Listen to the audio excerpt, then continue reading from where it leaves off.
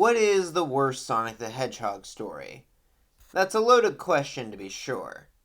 This series has infamously had a lot of ups and downs over the years, from peak highs to abysmal lows.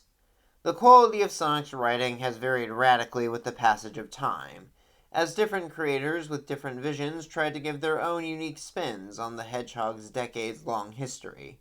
Naturally, which game has the absolute worst story is going to vary based on personal opinion, and there are quite a few contenders.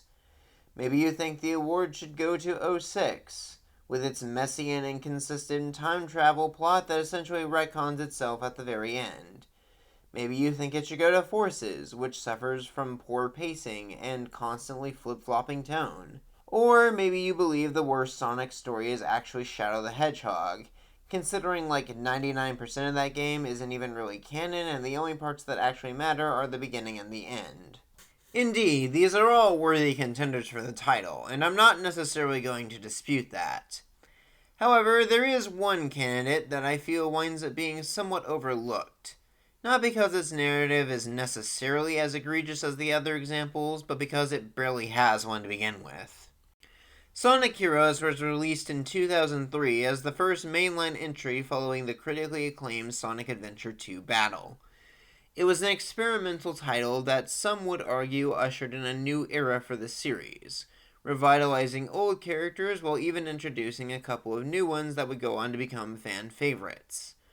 The premise revolved around 4 teams of 3 characters each, all of which had their own stories to go through. Kind of. Now, it should be acknowledged that Heroes definitely prioritizes gameplay over narrative, and that's fine. While somewhat janky at times, the game is regarded pretty favorably by fans overall. However, even if the story of Heroes isn't as offensive as the other contenders, it is still inarguably a little bit of a mess. So let's take a look at it, shall we? As stated before, Heroes splits its plot up between 4 teams. Team Sonic, Team Dark, Team Rose, and Team Chaotix. All 4 groups have wildly differing missions and end goals, yet still somehow wind up adventuring through the same areas in the same order at roughly the same time. In spite of that, they seem to never actually cross paths until the very end, barring a couple of exceptions that we'll come back to later. Team Sonic's story begins with Sonic himself racing through the desert. Tails and Knuckles catch up to him in the tornado to reveal a letter allegedly written by Eggman himself. A cartoonishly evil declaration that he has the power to conquer the world in just 3 days. He invites the Sonic heroes to try to stop him, though it does beg the question of when exactly Tails got the letter and how long it took to track down Sonic, as well as apparently pick up Knuckles. Anyways, they somehow deduce that Eggman's forces are gathering in a bunch of ruins in the ocean, so Team Sonic fight their way through and confront the Doctor and the Egg Hawk. He escapes, so they follow him to a city, then a giant casino, then his base in Rail Canyon, which they probably should have just gone to from the beginning, a jungle, a haunted house, and finally they end up aboard his fleet somehow. Oh, and along the way the team gets a Chaos Emerald. This is the same basic structure that all the campaigns have. The context changes slightly, but you can probably already see at least one major issue at play. Sonic's world has never exactly been the most cohesive or interconnected, but these levels flow into each other without much rhyme or reason at all. They are very much zones first and locations second, which again is not exactly an irredeemable decision, but it certainly doesn't help the flow. But let's move on. The next team to talk about is Team Dark, arguably the most popular of the 4. This team consists of Rouge the Bat, an amnesiac Shadow the Hedgehog, and then newcomer to the series E123 Omega. They very much are the anti-hero group, brought together by circumstance more than anything. Rouge infiltrated an Eggman facility in search of treasure, not realizing that she was actually opening the door to Shadow's stasis pod and the robot assigned to protect him. After a bit of a misunderstanding, Rouge convinces these two to join her in her hunt for Eggman. She wants his money, Shadow wants answers, and Omega wants to rebel against his creator because he felt his combat abilities weren't being put to their full potential. Honestly, it's really hilarious when you think about it because Omega's vitriol towards Eggman comes entirely from just being assigned to a boring post. Ultimately, though, Team Dark spends the entire story chasing Eggman around through various locales just like Team Sonic. The exact same locales, in fact. The most interesting development in their narrative is the introduction of Shadow androids that causes Shadow himself to question his own identity, as well as some of the other characters. This will not be resolved until Shadow's spin-off game, which is a whole other can of worms that we're not getting into right now. As far as heroes, though, Team Dark basically end the game with none of them really getting what they set out to acquire. Team Rose is much the opposite, though. Their plot revolves around searching for people, or at least for companions they care for dearly. Amy is looking for Sonic, Cream for Chocola, and Big for Froggy. Because of course he is. Curiously, a newspaper photo shows all three of these companions together, which unites Team Rose in their search. It's actually quite an intriguing setup. Why would Sonic have a Chow and a frog with him, and who even took this picture?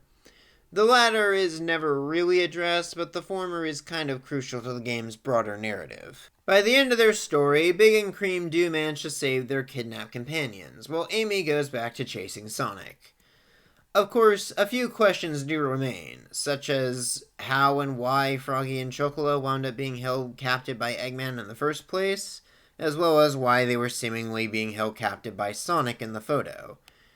That picture is unfortunately never really addressed again, as none of Team Rose ever think to question Sonic himself about it. Finally, there's Team Chaotix, a group of characters resurrected from the old Knuckles Chaotix game that effectively wound up being reimagined for this game. In Heroes, they're established to be a detective agency that's kind of down on their luck when it comes to actually getting business. That changes abruptly when Charmy comes crashing into the office with a parcel containing a mysterious walkie-talkie, through which an unknown client promises generous payment in exchange for the Chaotix services. Vector doesn't even wait to hear what the job actually is before rushing off to fulfill the mysterious client's requests. And these requests are very bizarre indeed. The Chaotix go from gathering hermit crabs at the beach, to playing bingo, to hunting down Chow in the jungle, and then their final mission is to board Eggman's fleet and defeat the Egg Emperor. After this, Vector breaks down a door to reveal that their mystery client was actually Eggman himself, which Vector somehow deduced along the way at some point. Anyways, Eggman was apparently lying about paying them, which earns him a nasty stinging from Charmy. So, to summarize, Eggman was locked in his own flagship by someone and decided to reach out to the Chaotix Detective Agency for help. This raises several questions.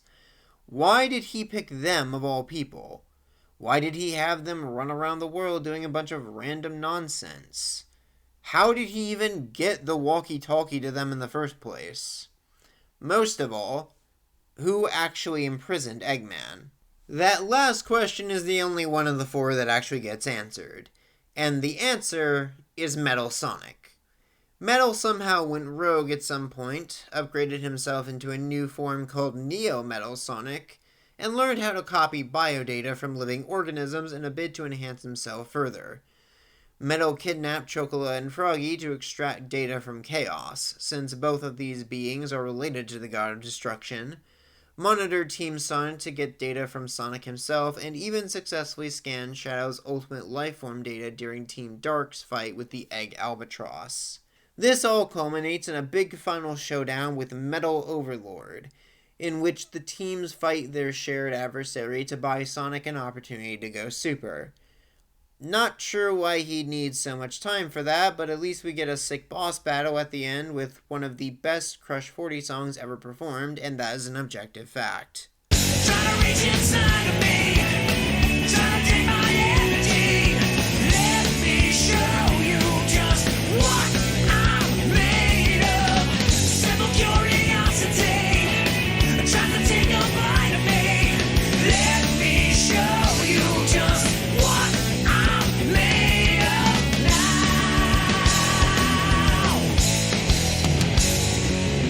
Anyways, Metal Sonic is beaten but not destroyed.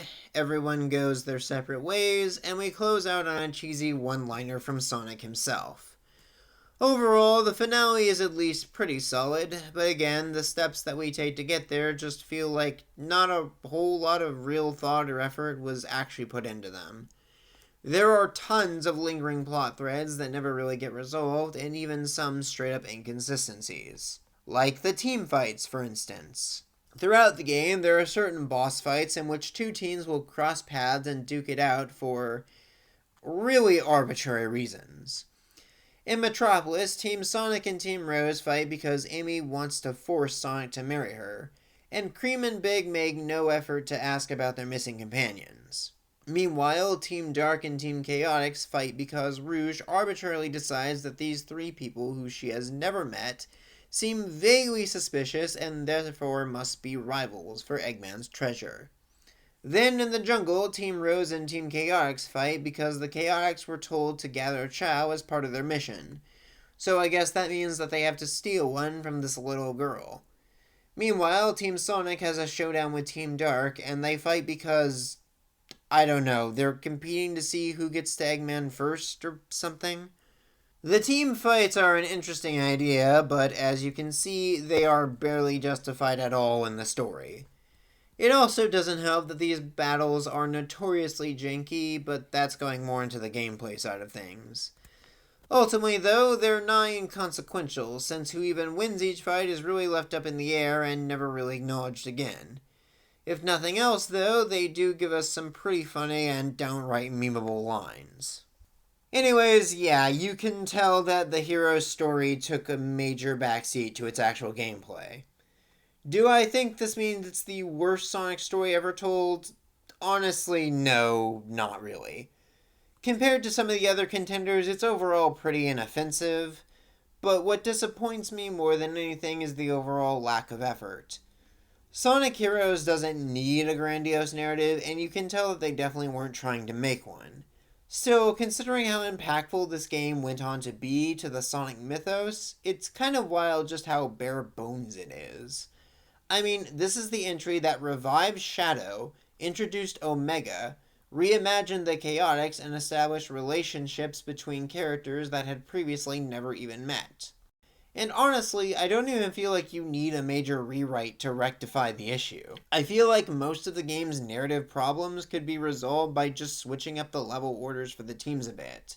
Like, maybe Team Rose starts on Seaside Hill because their intro cutscene already has them on a beach. But Team Sonic goes to Rail Canyon first because their opening puts them in a desert. Team Chaotix can start in the city, and Team Dark, I mean, they could go just about anywhere after escaping the bunker. Yeah, I know, you'd probably have to retool the stages a bit to accommodate for the slow escalation in difficulty, but I don't feel like that would be too hard to pull off. Beyond that, the only other serious change I'd make is redoing the dialogue for the team fights to give them better justifications for the confrontations. Have Team Rose be more aggressive about questioning Sonic as to the locations of Froggy and Chocola. Maybe Team Chaotix is actually assigned to track down Team Dark, since as far as Eggman is concerned, Rouge stole Shadow and Omega from him. Maybe Team Dark and Team Sonic fight over an emerald in the jungle. As for Rose and Chaotix, I guess we can keep what we have, though if you guys can think of something better for why they'd fight, let me know. Ultimately, I know that there are other Sonic games that really need or deserve rewrites way more than Heroes. Even so, I do think that Sonic Heroes sits in a somewhat unique position. Its story isn't exactly awful, but it's still a long ways from being good. More than anything, though, it's something that I don't really hear being talked about all that often, and I want to change that. So what do you all think? Do you believe Heroes is fine as is, or could its narrative have benefited from another draft or two? Leave your thoughts and comments down below, and until next time, stay bright.